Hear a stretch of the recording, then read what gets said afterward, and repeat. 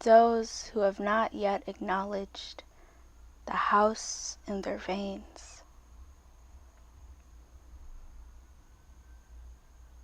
If you are willing, I want you to close your eyes. Close them, really. And imagine your childhood home burning to the ground. Maybe there was no home, only ground and sky, metal and concrete, but for those of you who had a childhood home, I want you to imagine it burning to the ground. How do you feel? How do you feel as it catches fire, as it catches flame, as smoke fills the air, as everything inside burns away? Fear? Joy? Grief? Relief? Are you cheering out? Are you sobbing? Are you screaming? Are you shouting? Are you crying? Are you numb? Maybe all of them at once. Maybe none of them at all. Maybe the house already burned down or got sold and you're not really sure how that made you feel in the first place. Now, I want you to imagine that you look down and the match is in your hand. You burned the house down and you survived. The old you died in that home.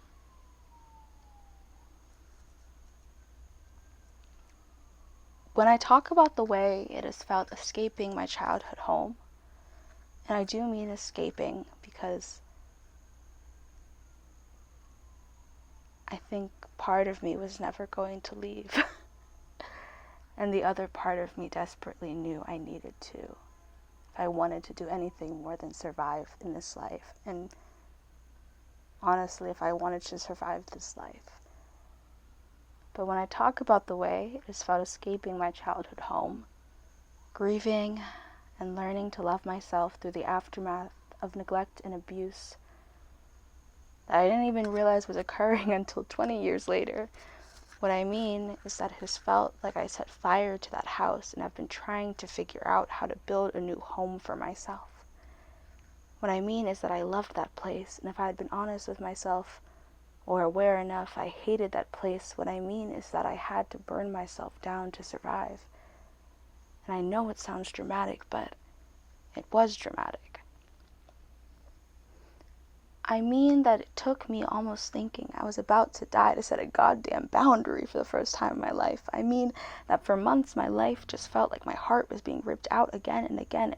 That maybe the only point of life was to sleep because at least then I wasn't in pain. That I decided to change because I had no choice. And suddenly I realized none of my life really made sense anymore. Nobody really knew me. Nobody loved me. And nobody had ever loved me. And here I was, drowning silently because I was scared the people around me would be more bothered by my shouts than the fact that I was drowning.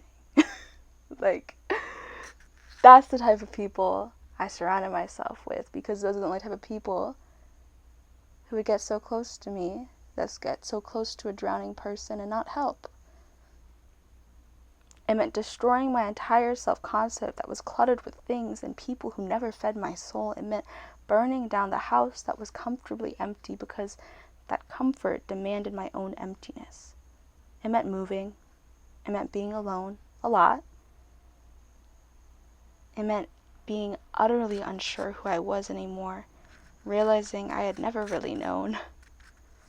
It meant breaking all of the rules I had neurotically created in an attempt to keep me safe. It meant understanding I had betrayed and abandoned myself again and again to survive. But I didn't have to just survive anymore. It meant not martyring myself in the pursuit of being nice, but never kind to myself. It meant learning to take my pain seriously in a world that does not take my pain seriously, in a world that demands my pain and the pain of my people. It meant losing friendships, losing family, grieving and grieving and grieving. There have been years in my life where I couldn't cry, where I wanted to cry but physically couldn't. The past year I've cried and cried and cried, but I have also smiled. I have laughed. I've learned that I love being alone. I've learned that I don't love everyone, that I don't have to love everyone, that I don't have to like everyone, I don't have to like anyone. I have learned that you can't love someone into loving themselves. That one took a while. Like, I learned this shit the hard way. I just want to be so clear. Like, it was not pretty. I have learned that abandoning myself just teaches people to abandon me, that not loving myself just teaches people it's okay to not love me, that not respecting myself does the same. I have learned that my time, my energy, my soul, my existence is precious and valuable, and I'm going to act as if it is because it is. I know it is now. I know it is. Not more than anyone else, but all of us, all of our souls, all of our energies, all of our existence are precious and valuable, and it's up to us to decide what we want to do with that. I've learned that we live in a society where coping is the norm, a society that demands substance abuse and screen time and bed rotting and numbing out to survive, alcohol and vaping and drugs and phones and video games and just get to the next weekend,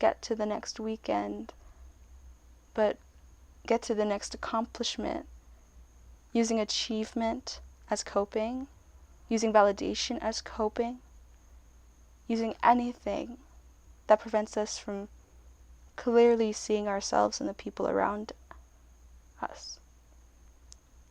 A society that I have not yet come to burning down in my mind, one that I still begrudgingly choose to love, still naively choose to love, maybe out of survival, maybe out of hope. I'm not sure yet. If you do not have the capacity, if you do not have the desire to burn down the house in your veins, I do not blame you. That is a decision only you can make, and many do not have the privilege and resources to make that decision. And others do not have the privilege or resources not to. But I just want you to know that I see you. I see how that home lives in your body, how it doesn't matter if you are 20 or 30 or 40 or 90, I see how parts of you still lives in that home.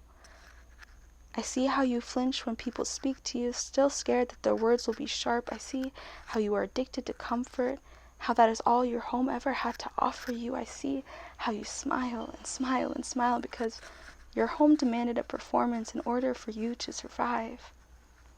I see in my 92-year-old grandma glimpses of the 12-year-old girl whose mother died unexpectedly, the 12-year-old girl who had to become the head of a house. I see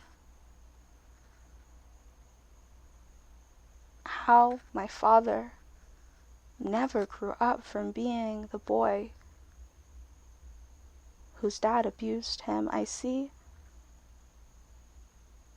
in my mother a child desperately trying to be an adult, desperately trying to be loved, and letting that control harm anyone in its path. I see in myself how the home still lives with me, how I'll meet people and our homes resonate and echo together, how some moments I am 22 and some moments I am 7.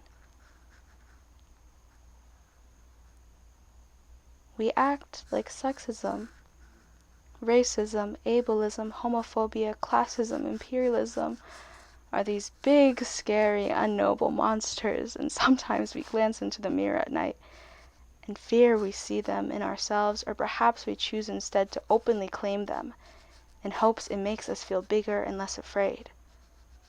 But all of these structures of oppression hurt all of us. They divide us. They alienate us. They force us to contort into monster-like forms, to fail to love others and fail to love ourselves. But I believe this first begins at home. that oppression first takes root in our closest relations, speaking to us from the unhealed parts of our parents and guardians, from the people who we depend on for our survival, from the people who make up our first world. This is why I believe that most people will not let go of the oppression that does not make it unbearable for them to live, because they have not yet let go of the home in their veins that first taught them that oppression. They have not yet come to terms with and grieved everything that happened and everything that didn't happen, everything they didn't know should have been happening. Because to do so would mean to radically change and heal. To do so would be to abandon and burn down everything that kept you trapped, but kept you comfortable, or at least felt familiar. And if there's one thing about pain, is sometimes it feels so goddamn familiar, the idea of joy is terrifying. And if there's one thing I know about this society, it is that it is not built for radical change and healing. It is not built for our deep authenticity and radical joy, because to cope, to be numb, to just keep on focusing on the next crumb in front of us, makes us better workers, makes us better commodities, makes us more profitable.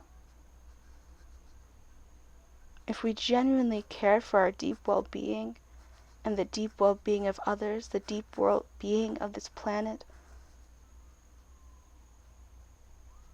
exploitation wouldn't exist. There would be no room for exploitation to exist. There would be no individual success without communal success. We are not ready to live as if we are all live on this planet together.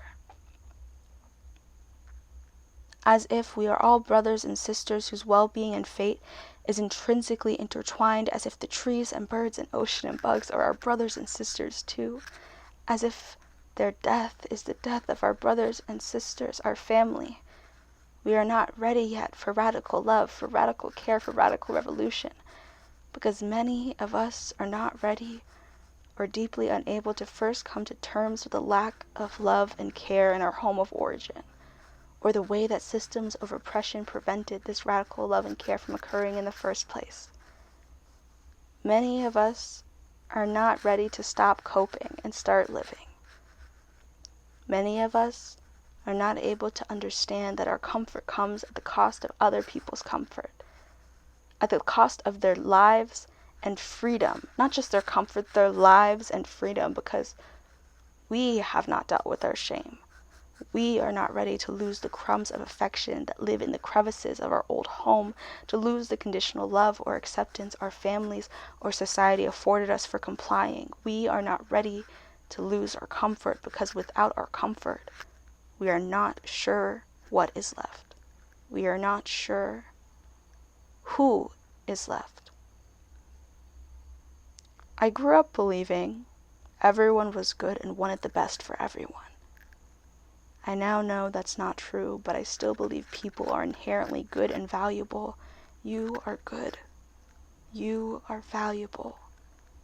You do not need to be good. And you can learn to see yourself fully and accept it all.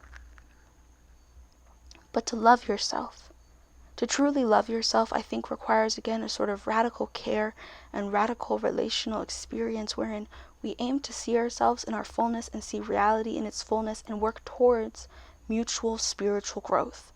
It means that we no longer want to be chained down by any form of oppression or see anyone else chained down by oppression, and in loving ourselves, we aim for the liberation of others and all people. I want a liberation that springs forth from love.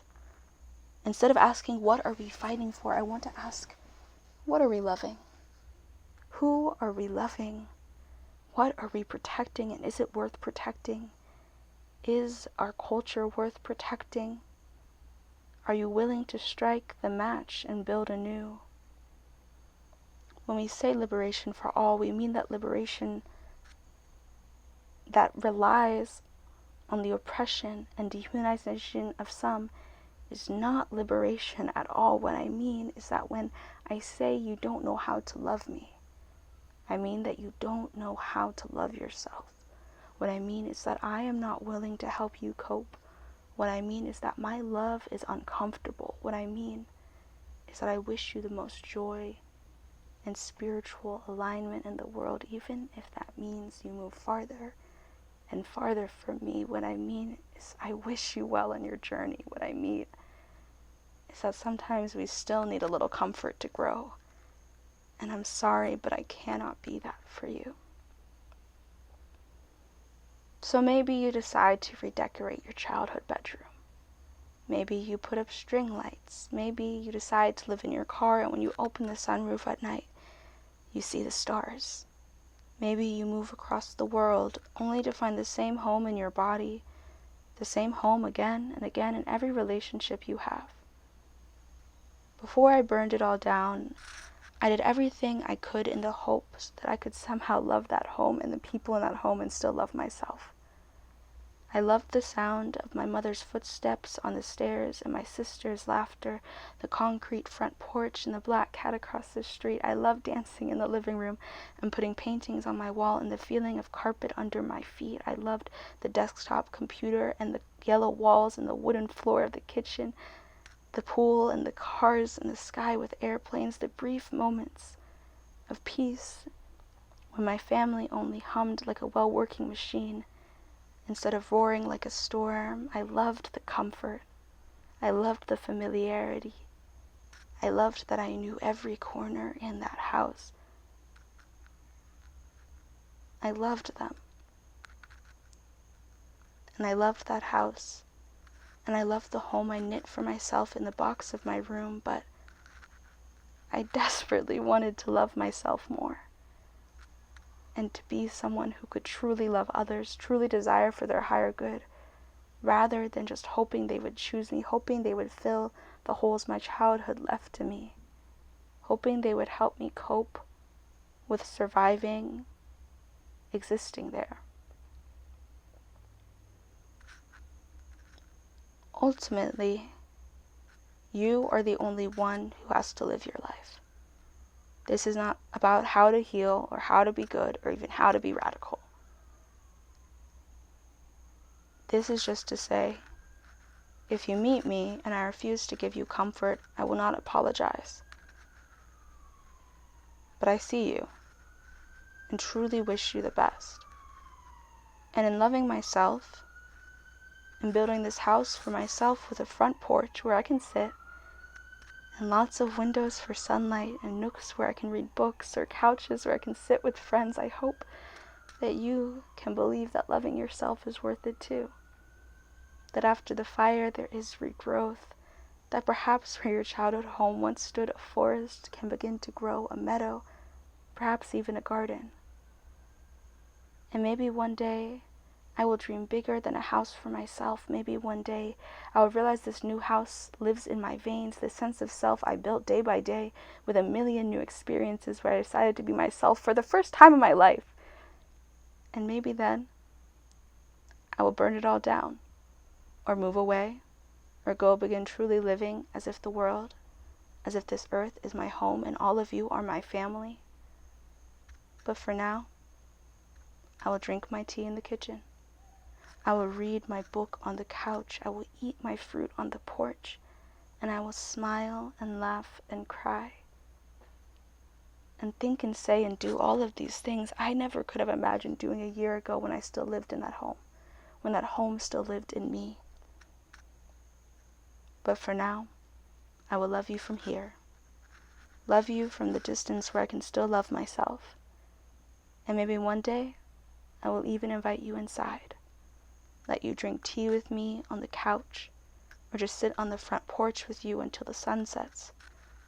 Just take your shoes off before you enter, respect everything and expect nothing, and may we give and receive freely in the abundance of our presences. I want you to ask yourself, what comes easily to you? What do you do without thinking? What makes your heart so happy you want to laugh and scream and cry when Do you feel most like yourself? What if someone loved you for this?